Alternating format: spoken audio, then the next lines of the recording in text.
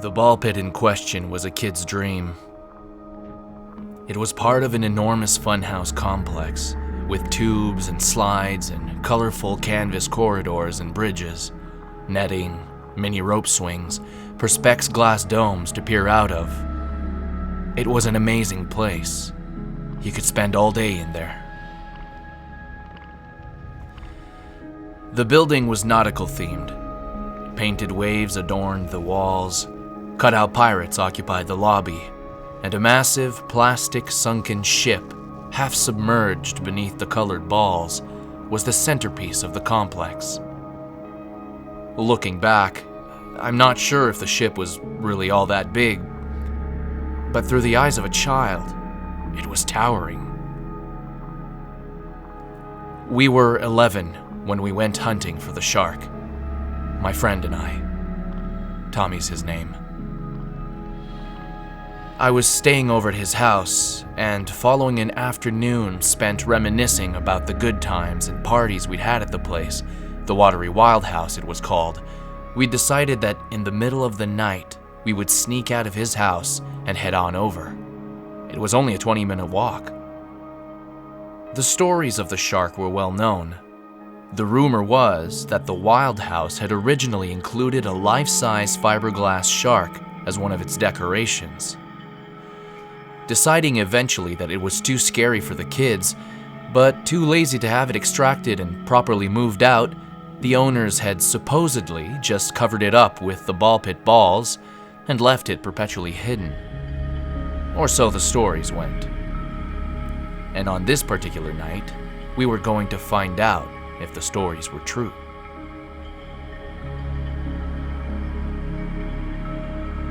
Tommy had brought along his Polaroid to document the evidence.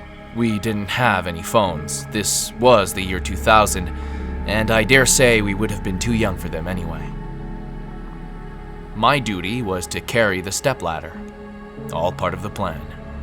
We'd been earlier in that day, you see, to the Wildhouse, partially cracked open one of the upper bathroom windows. So, why wouldn't we just search for the shark in the day then, you might ask? A couple of reasons. Entry to the ball pit itself costs money, and money is something we did not have. There were no little kids about at night to get in the way or disturb our efforts, for another thing. But the main reason we were going at night was just for the sheer thrill of it. Doing something you're not supposed to, breaking the rules, going somewhere that's busy in the day and empty at night. It was exhilarating. We ducked down by the hedgerow a few times to avoid the occasional lights of the passing cars, and it wasn't long before we were making our way up towards the building. Sneaking round the back, we grinned and bumped fists in delight. The window was still cracked open, just as we'd left it. I remember grunting with effort as I hoisted Tommy up onto my shoulders, staggering about on the top step of the little ladder as he fumbled with the window, sliding his fingers under and pushing it open. He grabbed onto the side and, with effort, forced himself through. After a moment or two, his arm appeared, and I jumped for it. A few attempts and an almost dislocated shoulder later, we were successful, and I clambered through the window and jumped down onto the row of sinks beneath, hopping down onto the floor after Tommy. Our footsteps made loud echoes in the darkness, and as we began to properly move about, the automatic lights flickered suddenly alive with an accompanying warning buzz. We both froze for a moment. Tommy shot me a look, and we laughed. "This is insane," he said. "Yeah," I giggled back. "I know.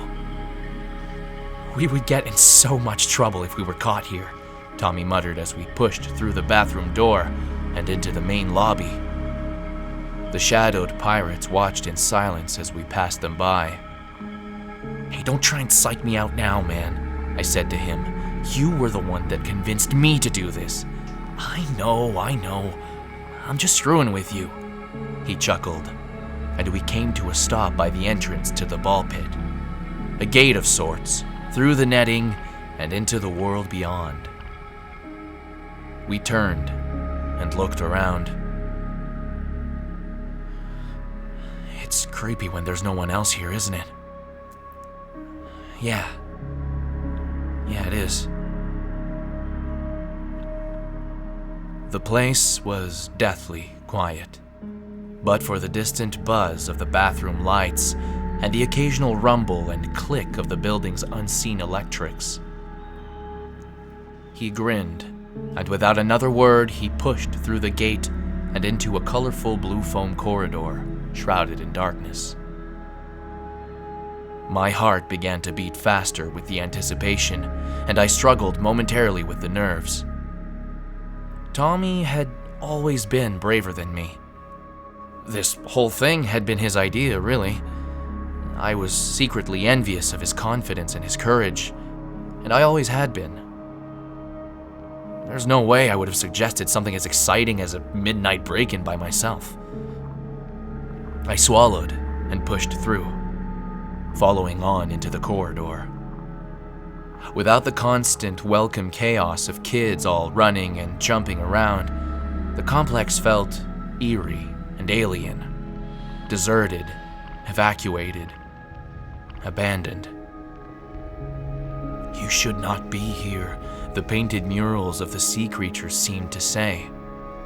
The friendly, welcoming expressions they boasted in the daylight were gone. They watched us instead with accusatory glares, sending goosebumps shooting up across my skin as we passed them by.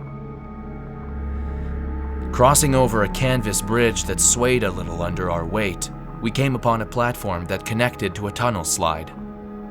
In the darkness of the night, the tunnel seemed simultaneously, and perhaps paradoxically, both intensely claustrophobic in its narrowness, yet void-like in its depth. I looked around its sides, then stared down into it with anxious fascination.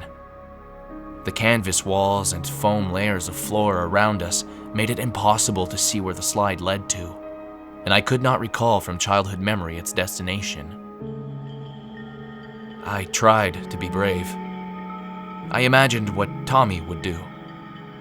So I tapped on the inside with my knuckles and muttered out a feeble "hello," which echoed down the pipe. Tommy laughed.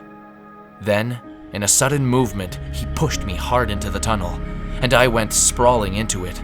My stomach lurched in panic, and I found myself quickly accelerating and sliding down into it face first.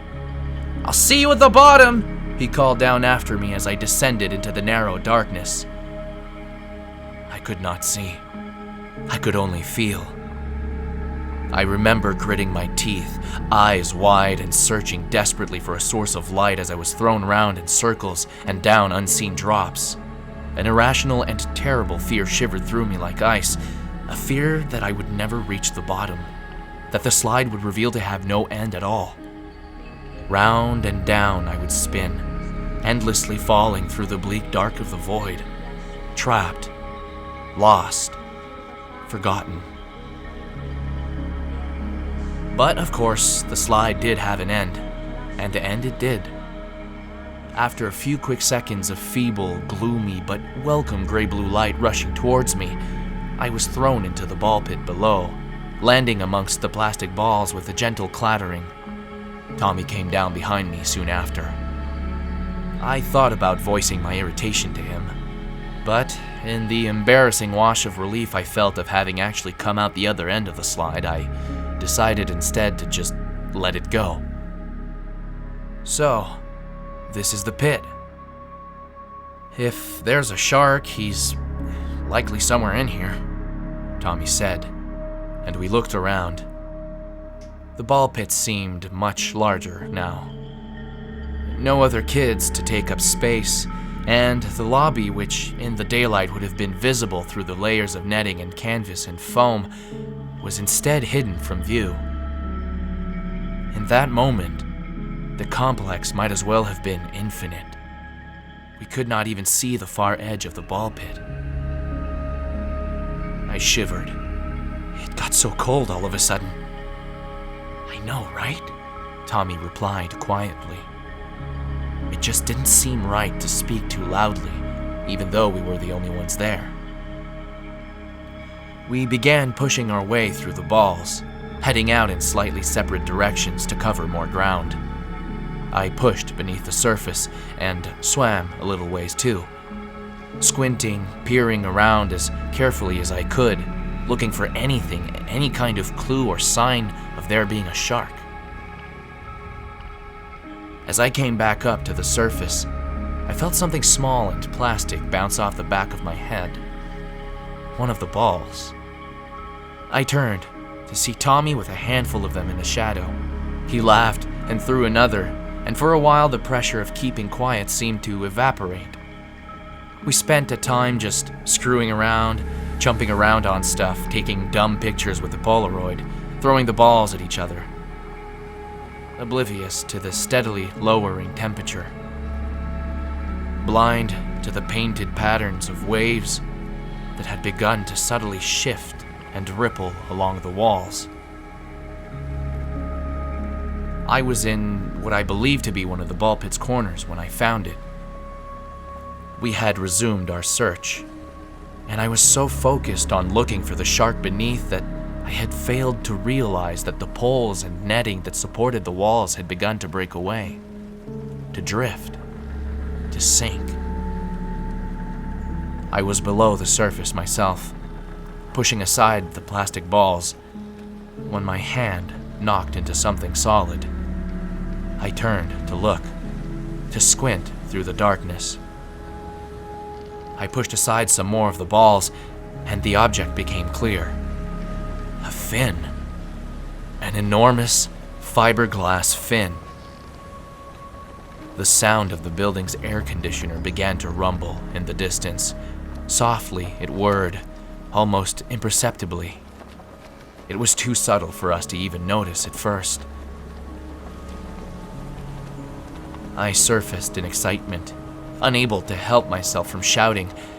I called Tommy over, and he pushed through and alongside, and together we hastily moved and threw aside the balls, digging deeper, excavating what could be nothing other than the fabled shark. I can't believe it, I remember saying with flashes of archaeological excitement. We found it! We've actually found it! And it's massive, said Tommy. How the hell are we the first ones to find this thing? Are real sharks even this big? It took some genuine effort, but after a while of seeing nothing but the huge fin and the gray arch of its back and its upper head, we had pushed aside enough balls to see something else. The shark's eye. Black, cold, staring, and terrifyingly real. And I stopped. Dread overcame me at once. The exhilaration and excitement dissipated instantly, and I was left feeling hollow, empty, and afraid. I felt as if everything in my world had suddenly slowed, and with great effort I tore my gaze from that of the shark and dragged it around, taking careful stock of our surroundings for the first time since exiting the void of the slide. The foam poles that had once supported the ball pit's walls now stood sad and alone, like the masts of sunken ships extending up from the sea. I could not see the edge. The sound of the air conditioner, if it had ever truly, really been the sound of such, began to shift and change and rise. It warped into the noise of furious ocean waves, crashing steadily and angrily together. My eyes began to sting. I wiped them, but it just made them worse. Like salt, I could smell it all around me. And the shark. The shark was no longer dry fiberglass against my hand. It felt wet. Tommy? I began, retracting my hand in terror, my voice catching in my throat like a nightmare. I was struggling to speak, struggling to breathe. My vision had become shimmered at the edges. Tommy! Tommy, we have to go! We have to go now! He was fumbling with the camera, but he looked up then too. His face went white. The air was damp, and I no longer felt dry. And we began pushing back through the ball pit, fast, then faster. Pieces of canvas hung down towards the surface of the ball pit, swaying in a bitter and sudden breeze, a breeze which we could feel quickly swell into a loud and biting wind. I staggered. My progress became stilted and awkward. I could no longer feel the bottom of the pit. I shot a desperate look back behind me at Tommy. He was right behind, a picture of fear, and I saw something else as well. Or a lack of something. The shark was gone. And the balls around us began to churn and shift, slowly at first, in time with the sounds of the waves, but then stronger, faster.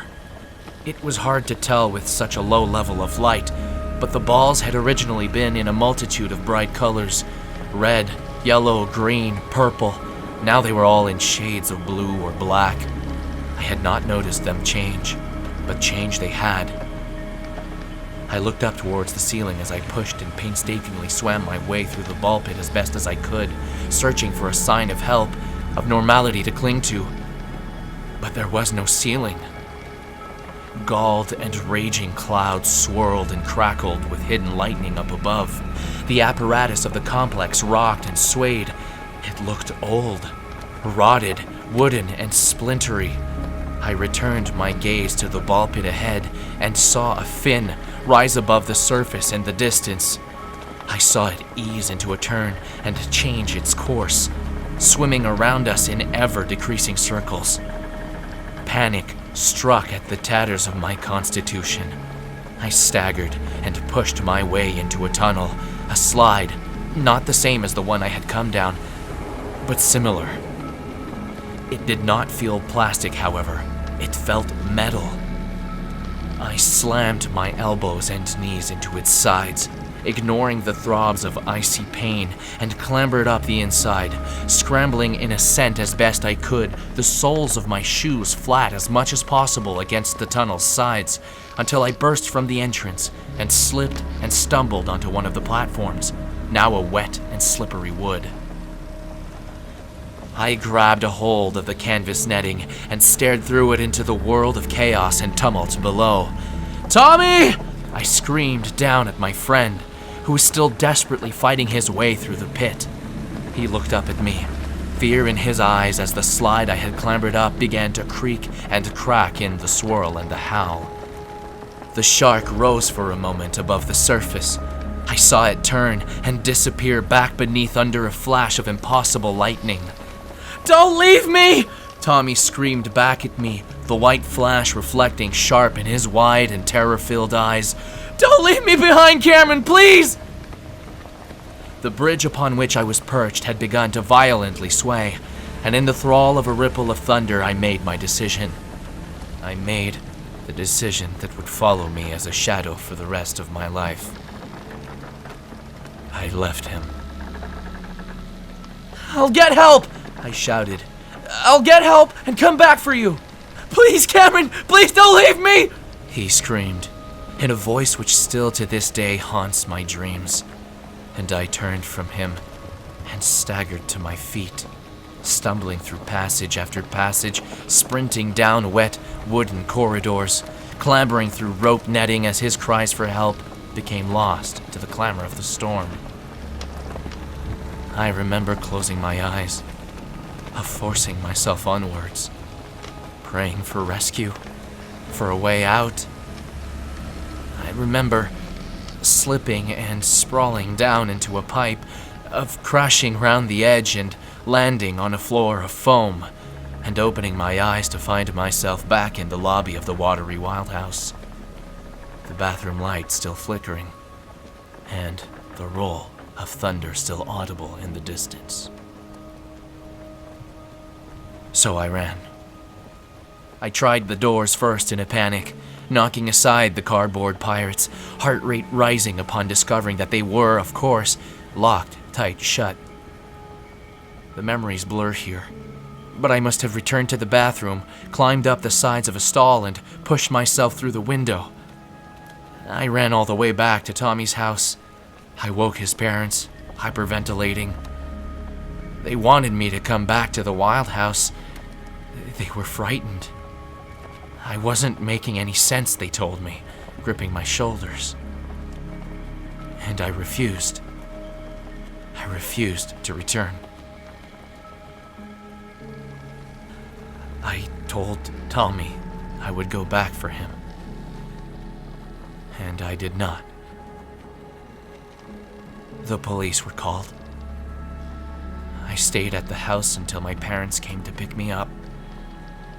They were too shocked to be angry. Everyone was at first. But Tommy was never found. And I never saw him again. I never tried to make sense of what had happened to us that night in the ball pit. I never wanted to. To do so reminded me of my own failure, my own cowardice, and I struggled with the internal rage, the self-hatred, for a long, long time. The guilt gnawed away at me. And so I tried my hardest to just forget. To forget what I had done. You may be wondering, listener, why I would recall this woeful story now. Why I would choose to share it with you tonight, over 20 years after the events took place. I fasten on my shoes and check that I have my knife and flashlight securely fastened to my belt. I did a lot of moving around in my early to mid-20s. I lived for a time very far away, and then, for a time, not so far away. Spent a few months in my childhood home. Spent a few years on the other side of town. I met a girl. We had a kid. A son. He turned 7 a few weeks ago. I open up my front door and head out into the night, locking it quietly behind me. I've left my wife a note. I owe her that much at least. Whether she will understand any of what I've written is another thing, but she'll need the truth, I've decided. My son was at a birthday party today. A friend's. My wife sorted the whole thing, the drop-off and the gifts, etc., etc. I've been busy, you see. We received a phone call late this afternoon from the mother of my son's friend, the mother of the birthday boy. She was in hysterics. We could barely understand what she was saying. The police arrived at our house about 20 minutes later. It's late. There are no other cars on the road. My muscles are tensed and my hands are slick with sweat on the wheel. The air is ice. Our son had gone missing, the police told us. He had disappeared, and a search had officially begun, we were assured. We were told not to panic, and that they would do everything in their power to find him. At some point in the process, I realized where exactly it was that the birthday party in question had been held. They'd undergone a rebranding at some point in their history, a change of ownership, expansions, all that crap. But it was the same building. At the heart of it, it was the same place. The Watery Wildhouse. Called something else now, apparently. But that doesn't matter. Because they're never going to find my son. They'll never find him because they don't know where to look. And he's missing because I lied to my friend. I lied and I left him behind all those years ago. And now I'm facing my penance. I've lost my son as I lost Tommy. I bring the car to a stop and turn off the headlights. I stare for a minute or two into the darkness. I slam my hands against the wheel. I run my fingers through my hair. I take a deep breath. And I leave the vehicle. I close the door behind me, and I head round the back of the building. I already know that the window will be cracked open just enough. I'm sorry I left you, Tommy. Forgive me. Please forgive me. Help me find my boy. Help me find my son. And with teeth clenched and blood cold, I jump up to the window and clamber on inside.